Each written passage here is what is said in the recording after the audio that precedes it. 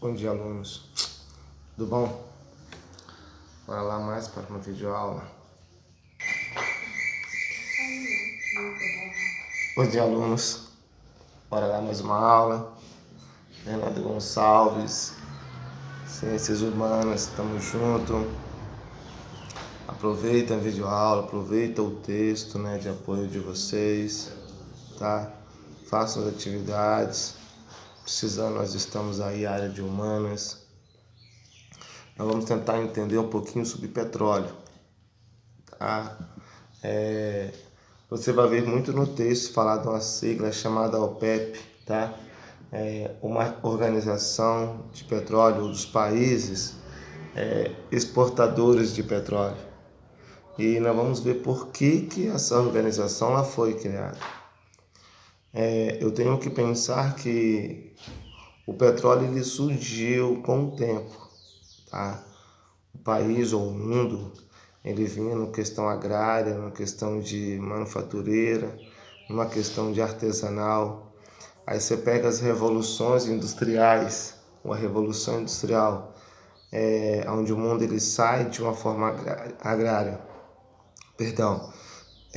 para uma questão de industrial, aí vem o petróleo, tá? E Fernando, o que é essa OPEP então? Qual foi o ano que ela foi criada? O que essa OPEP ela diz para nós? Na verdade, essa organização de países exportadores, ou exportadores de petróleo, ela foi criada em 1960. 1960. Qual é a função dela? Qual é a importância dela? Quando você pega nessas nações exportadoras, quando você pega essas nações que têm petróleo e necessita do petróleo, você vai ver que foi necessário criar essa organização. Como assim, Fernando, foi necessário? Eu vou usar essa palavra, precisaria de criar um vínculo, precisaria de criar um meio para que esse petróleo saísse do país que era criado, ou que existia, que existe, para o país que ia comprar deles. Tá? Então é muito fácil você entender como administrar essa forma de petróleo.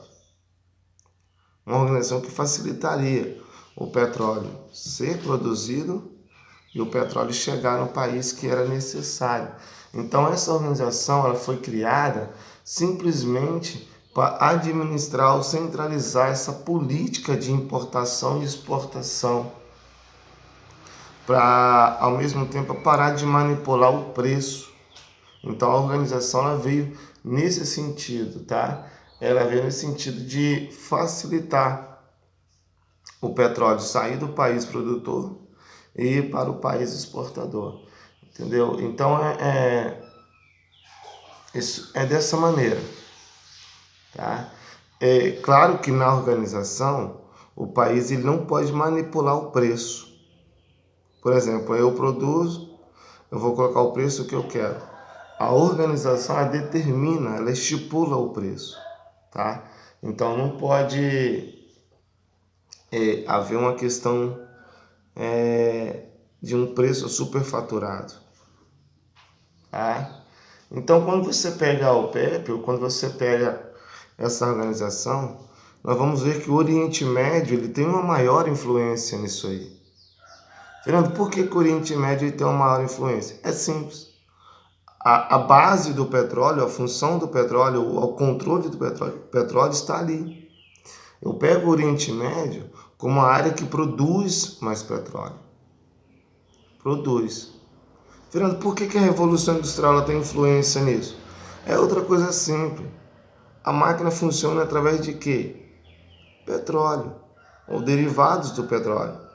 Então, quando eu pego o Oriente Médio, nós vamos ver que o Oriente Médio ele tem uma grande influência no petróleo.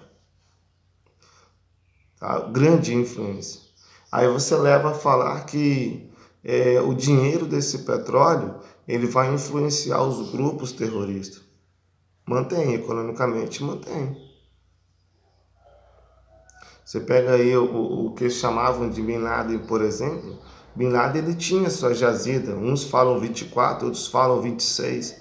Ele é jazidas ou petrolíferas. Eles tinham. O que eu tenho que entender? Na organização, a Organização do Petróleo, a OPEP, exportadora de petróleo, ela vai gerenciar o petróleo. Gerenciar. Agora, no Oriente Médio, quando eles têm esses petróleos, ou essas jazidas, esse controle de onde retira o petróleo, eles vão ser fortes economicamente. Agora, lá no Oriente Médio, quem controla esse petróleo? A maioria fala que são chefes de grupos terroristas. Está na mão deles. E aí, Fernando, o que pode fazer? Nada. A gente não vai lá e tirar o petróleo deles. Petróleo da nação. Tá? Então, o Oriente Médio, ele tem um forte poder econômico devido ao petróleo. Tá? Aí, você olha que lá no Oriente Médio, você vai ver vários países tendo esse poder. Então, quando eu pergunto a você uma área que domina o petróleo, é o Oriente Médio. É o Oriente Médio, tá? Não tem outro porquê, são eles, tá? São eles que dominam isso aí, beleza? Agora, claro que isso é uma política. Ah, Fernando, é extremista, é radical, é terrorista? É, mas é a política deles. E o que eu faço? Eu não vou fazer nada. Por que você não vai fazer nada, Fernando? Eu vou me meter com terrorista para quê? Eu costumo dizer que eu sou preto e tenho cabelo ruim, agora bobo não. Bobo eu não posso ser, tá? Agora, essa política, tá? Claro que ela traz à memória a cultura deles, a forma deles viver, a forma que eles aprenderam a cultuar.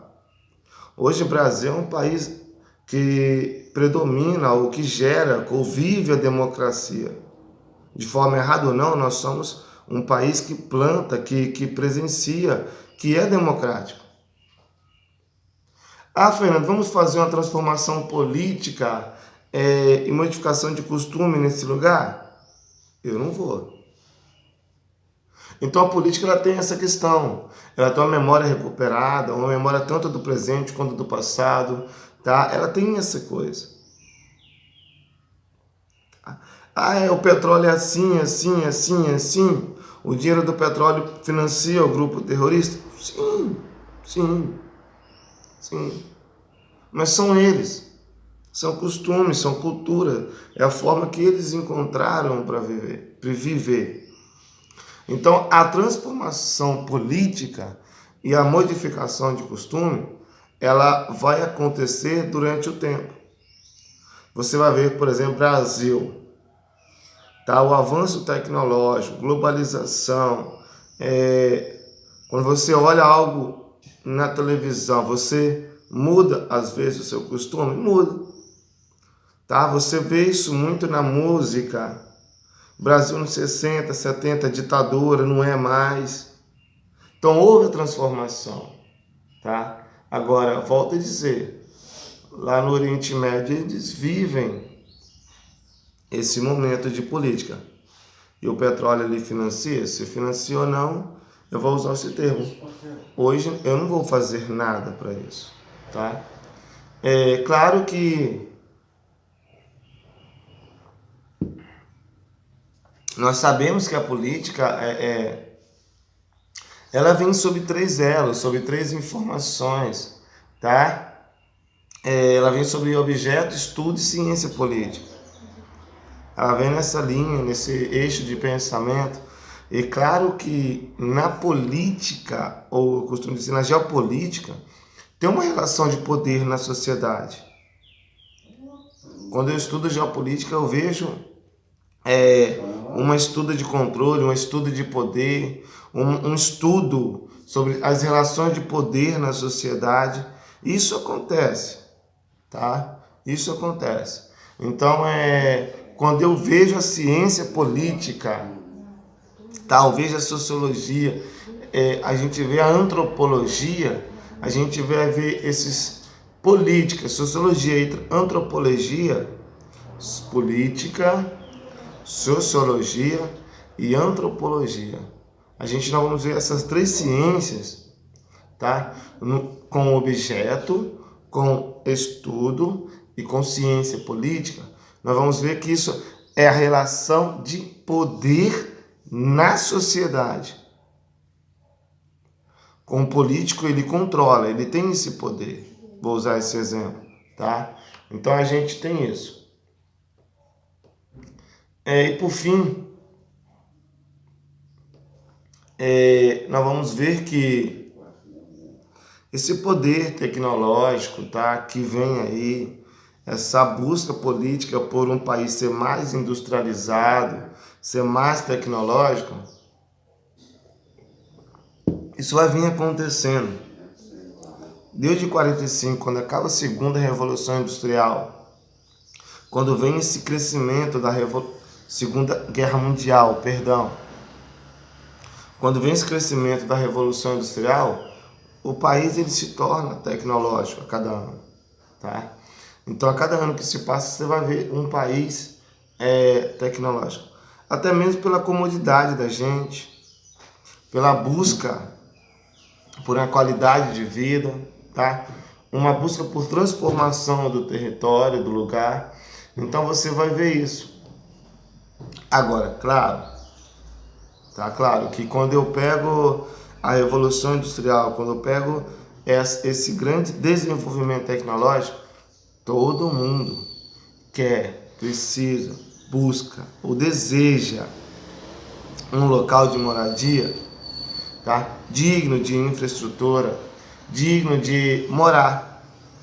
Então, entre os 10 e 15 anos, onde a minha revolução industrial ou minha busca por tecnologia cresceu, eu quero um desejo básico. Eu quero um local de moradia digno de infraestrutura, digno de morar.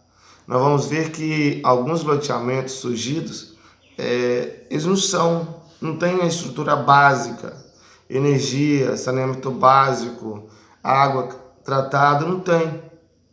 Então, a tecnologia, ela pode me proporcionar uma qualidade de vida melhor. Pode e deve me proporcionar. Então, quando eu busco isso aí, eu busco um local de moradia adequado, básico.